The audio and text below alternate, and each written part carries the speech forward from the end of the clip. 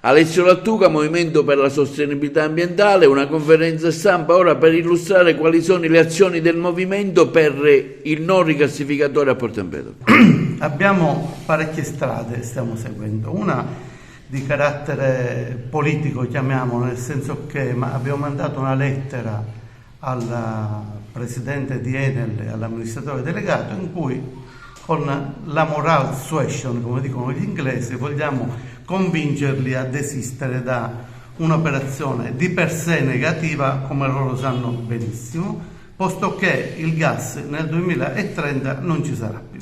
Quindi abbiamo detto a Scaroni e a Cattaneo: scusate, ma a cosa serve fare questo rigassificatore se fra 5 anni non andrà più bene, e in ogni caso cosa succederà quando sarà finito il gas?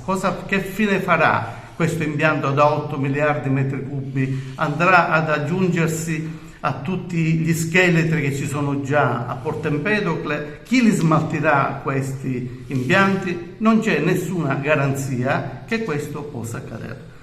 Nel frattempo, a settembre è arrivato un DA numero 45 a firma di Di Mauro, che è l'assessore per l'energia, con il quale viene prorogata la data di scadenza di un impianto che non è mai iniziato. Cioè, il decreto dice che sono iniziati i lavori non sono mai iniziati perché appena iniziato il cantiere è stato bloccato tempestivamente dalla DDA, che lo ha sequestrato per problemi di mafia che tutti conoscono, no? Questa procedura è continuata per tanti anni, poi è stato derubricato attività di tipo malavitoso comunque perché c'è corruttela, e quindi non è mai iniziato. Oggi dice l'assessore e il presidente della regione, che ha voluto questo decreto, procrastiniamolo di 70 mesi, cioè 70 mesi sono 6 anni circa, quindi bene che vada, se avranno le autorizzazioni, cosa che è improbabile, sarà finito fra 7-8 anni, quando il gas per legge europea non ci sarà più. Quindi ci sono chiesto che senso ha tutto questo?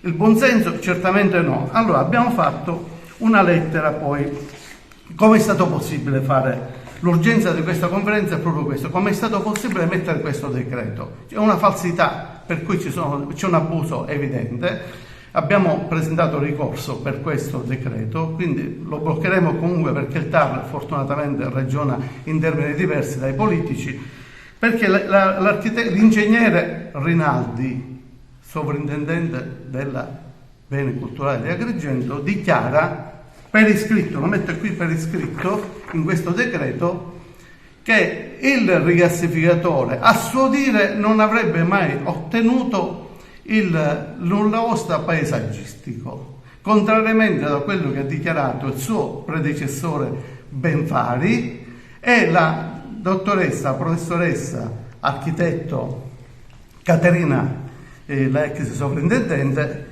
che aveva anch'essa dichiarato che c'era. Ma Benfari non è che lo dice a parole, lo scrive, e lo scrive anche al Ministero, che c'era un'autorizzazione, un nulla osta paesaggistico. Allora, questo cosa dice? E noi in questa lettera che abbiamo mandato a questo Rinaldi, che ha commesso un errore fondamentale, perché provvederemo anche per le denunce su questo, non ci fermiamo solo noi diciamo: ingegnere Rinaldi, il suo collega architetto Michele Benfari, che l'ha preceduta alla direzione della sovrintendenza, ha inviato al servizio UNESCO del Ministero della Cultura, che aveva richiesto notizie dettagliate sullo stato di conservazione dell'area archeologica Agrigento Setonestro, una relazione con la nota dell'11 aprile in cui ha riferito il vecchio progetto di costruzione di un impianto di rigassificazione del comune di Porto Empedocle al limite della buffer zone dell'area archeologica di Agrigento è stato oggetto di